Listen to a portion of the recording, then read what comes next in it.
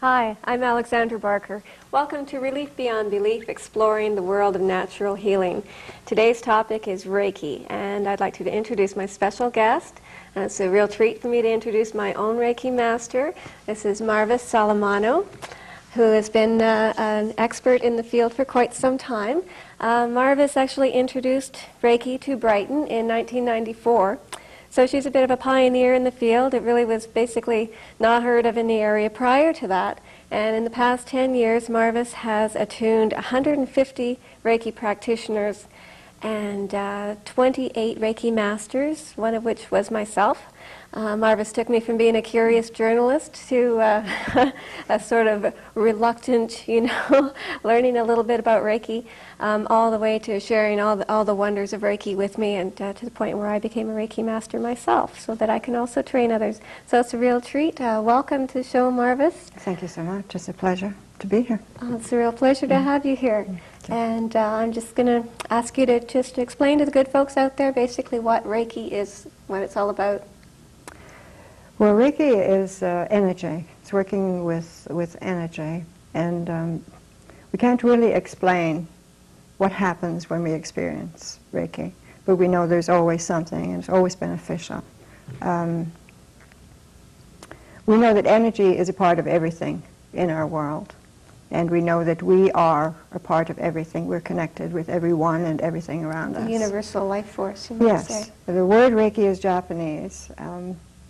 And the first part of it, REI, means universal or soul, and ki means energy. So it is actually universal energy or soul energy. That's what we're working with. You have to experience it. You can't really describe it.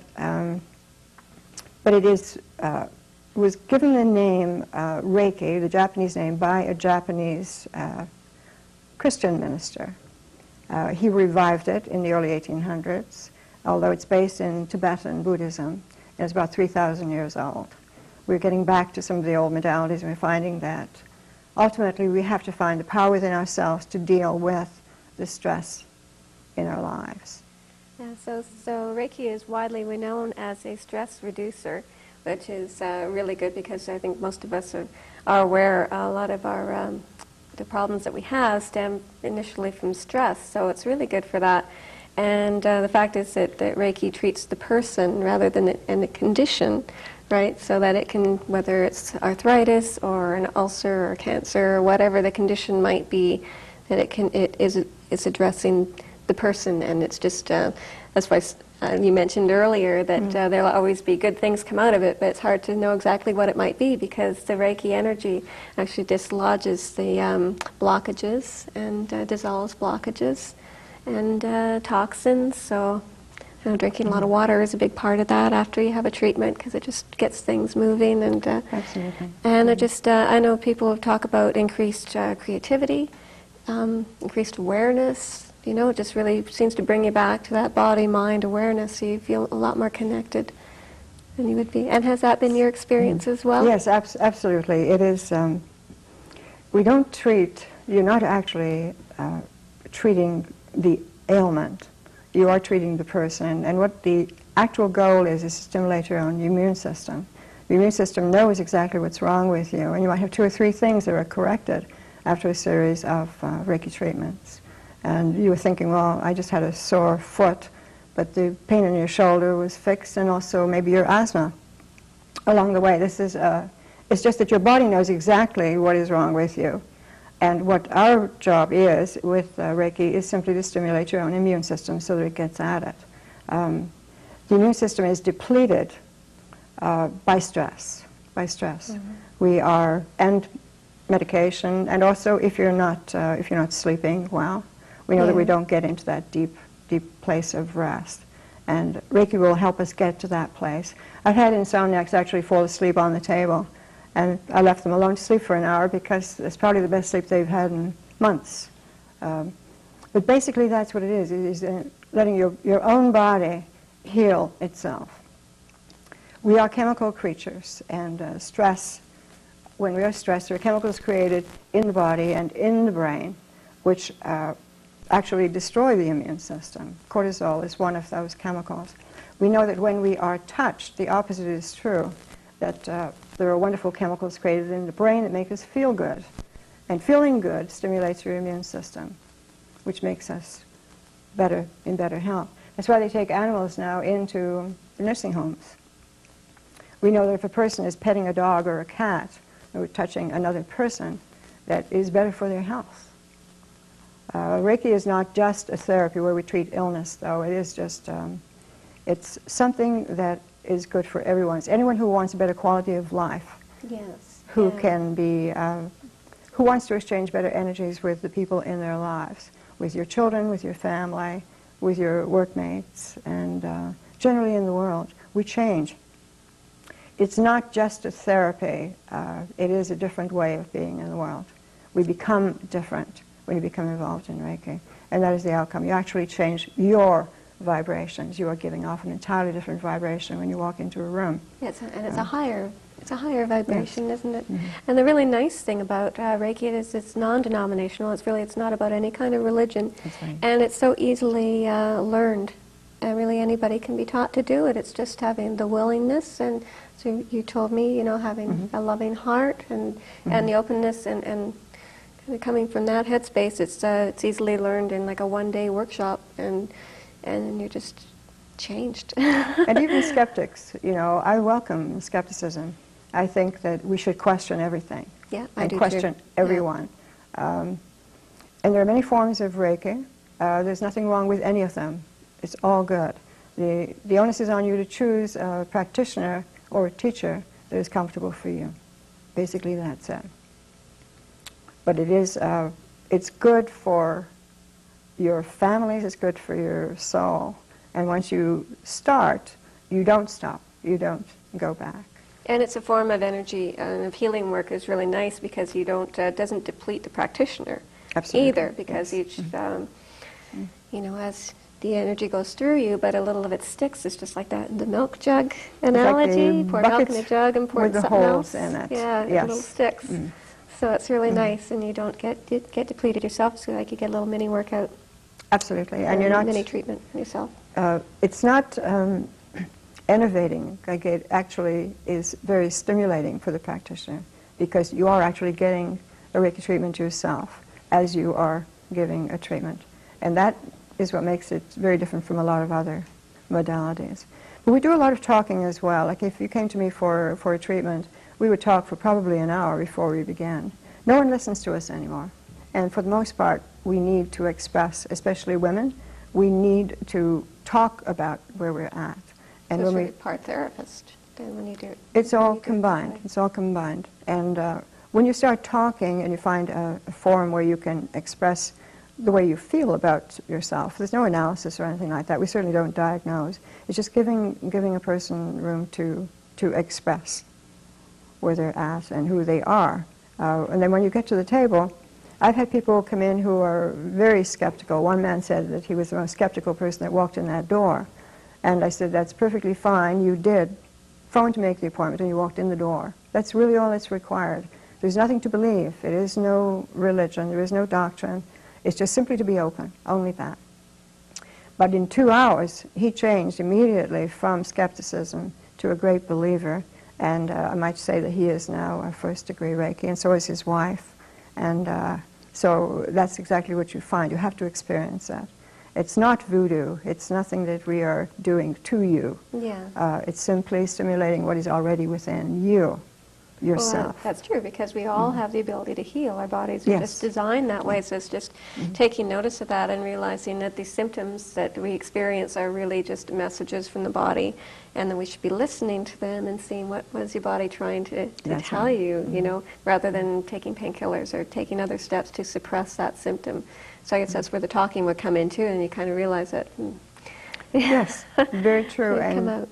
And creativity, you mentioned earlier, creativity is a very big factor. I mean, you have results after one treatment. And I've encountered so many situations myself where I had one man who was so close to a nervous breakdown, I was afraid to let him go. He didn't come back for another treatment, and when I had a call back later from his wife, she told me that he was doing very, very well. And he was talking about Reiki everywhere. And I didn't think that one treatment would be enough. I thought he would need a couple more. Hi, we're back. If you're just joining us now, you're watching Relief Beyond Belief, Exploring the World of Natural Healing. We're talking about Reiki, and my guest is Reiki Master Marvis Salamano. And I was just about to ask you, Marvis, something that people tend to be very curious about with this. With this particular healing modality, the practitioners are able to offer distant healing as well. Yes. So I know that comes with a second degree. Reiki. There's 3 degrees in Reiki. There's the first degree, which makes the person becomes a practitioner, able to treat themselves and loved ones, and treat their plants and treat their pets.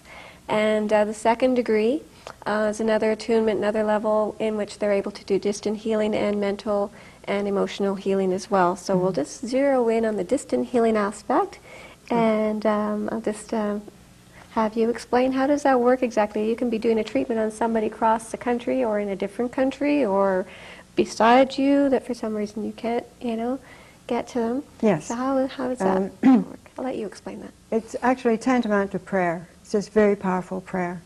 And I have ministers who are my students, and they actually use it on their congregation, in the church and not in the congregation, like when they're visiting in the hospitals and such, or they know that they're in the hospital and they're at home. They can use distant healing.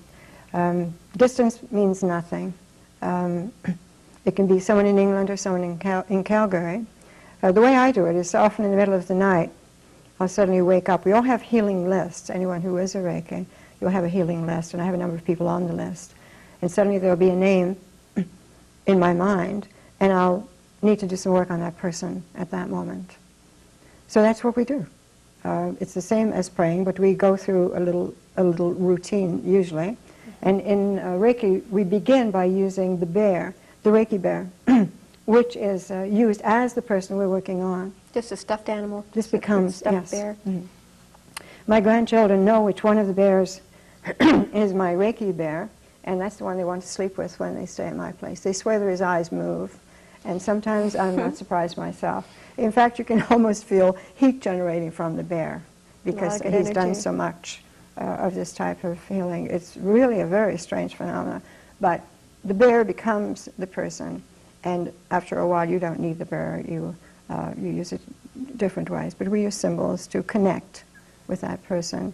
And for my own stories alone, like sometimes the results are quite incredible. If we have, for example, when my daughter was having her second child, I had a bunch of Reikis. We all were working on her doing distant healing during the delivery.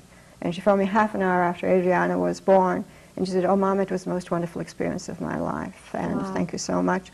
But the first delivery had not been the same. She almost lost the baby. So it was, who knows?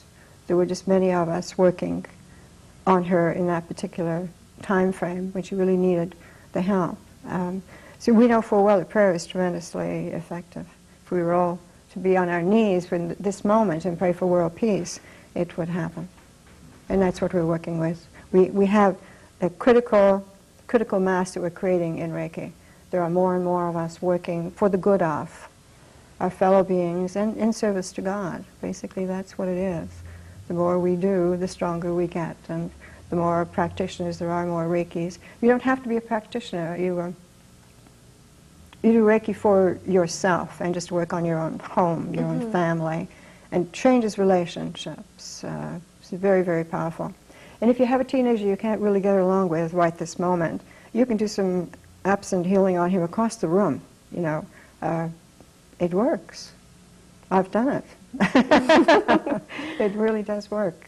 So this is what it is. Like Reiki is an everyday thing. It is something that you work with every day. Yeah, really, it's a lifestyle. Yes. It's not just a therapy. It is a different way of being in the world. And you affect people in a different way, just simply because you're changed. It's not a discipline. It's not something you have to work at. You just change. It is truly the effortless effort. We move into a better place. Our natural state is wellness. Our natural state is calm.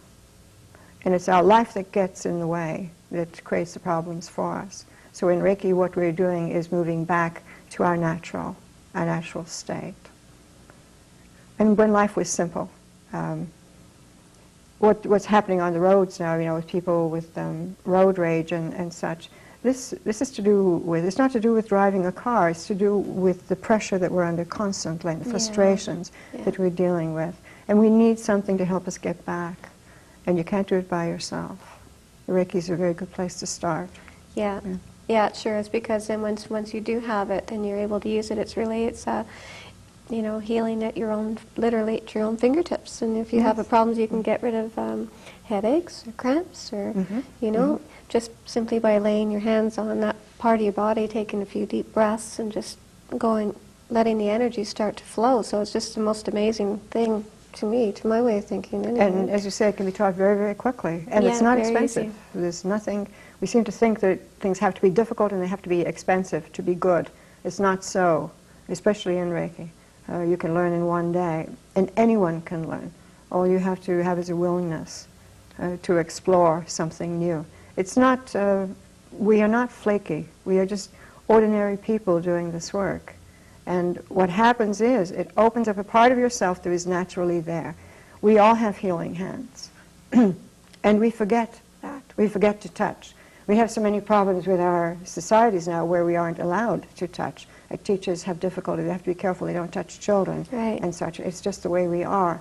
But we have to get back to this touching because it's so very important to our welfare. And that's been proven for generations.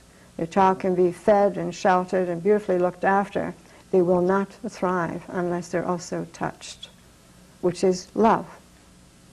Yeah, which is really the essence of Reiki. Absolutely. Absolutely. It really is. So I know it's changed my life personally. I know you've changed yours too over the past 10 years. And you know, like you were mentioning to me that you're never sick anymore. You know, we get sick, but I mean, as Reikis, you do get sick, but you recover more quickly because your immune system is very good. I mean, you keep yourself in, and it's not, as I said, a discipline. It's not something you have to work at. You just are in better shape because you're using your natural immune system to deal with whatever. And we do get the illnesses, but they don't last as well. We recover much more quickly. And isn't that a wonderful thing? Yeah. And it can be used in conjunction with some other things. Some people combine, say, reflexology, charge crystals with the Reiki energy so that, you know, and crystals hold that charge. So, and I have what I call Reiki stones, which are and those little stones are like talisman, that they're imbued with Reiki energy, and especially if I'm working with children, especially attention deficit children, they carry the talisman with them, and if they are getting excited, I tell them to just simply hold their Reiki stone. And it's amazing. It's amazing. I had people call me that had my stones for one reason or another, and they said, this really helped me when I was in the hospital. I don't know what this stone is about, but it just brought me some comfort, and that is exactly what it's about. Reiki is to do with comfort, moving into the calm. As I say, I do a lot of work in palliative care, and being able to leave this world and move on is one of the hardest things we do.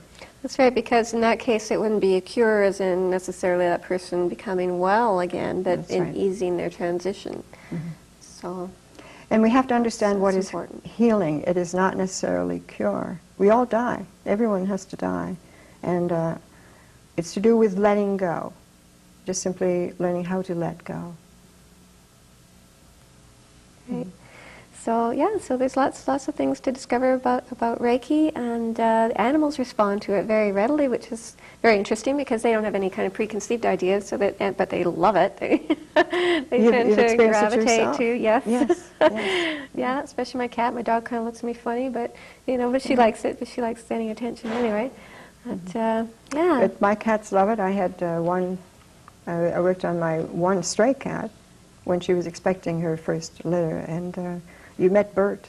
He's a wonderful, definitely a Reiki cat. It was her first kitten, and calm, beautiful nature, and that's really it. You work on the people around you. You work every day. Find an opportunity to touch someone. Your hands are changed when you begin in Reiki. So you begin to understand that the moment you put your hand on someone, you're doing Reiki. Even you don't have to necessarily call upon it. That's I know right. with the second level, you would, you bring in an extra, rays in a different way using symbols. But Yeah, it's just always there. You don't even have to think about it. So Until that's you really die. nice. You simply do the first degree Reiki, and the attunements make the difference. They are something very, very different from other modalities. But the change in your hands stays with you until you die. You don't ever have to do a full treatment in your whole life if you don't find the need for it, but you always have it in your hands. And it's a natural thing. We have to just realize that it's there and use it. Very effective for people who are, what is the natural thing for you to do if you have a child who's hurt? You put your hand on them, or you stroke their hair if a person is distressed. We've come far, far away from that now, and we have to get back to this, because touching, we know, is crucial to our being able to live the lives that we are living. We can't always change the circumstances of our lives, but we have to change our perception of how we see ourselves in the world. Right. And everything is perception. Everything is perception. So if you see yourself as continually stressed, you are and you will always be. The more you tell yourself that, the more it's going to reproduce that for you. Our minds are amazing that way. The things that you tell yourself all the time, you create. You're always tired of this and tired of that, and then you complain because you're feeling fatigued. Well, guess what? You know? Yes. So if you change the little voice and you say, you know what, I need a little calm, I need a Reiki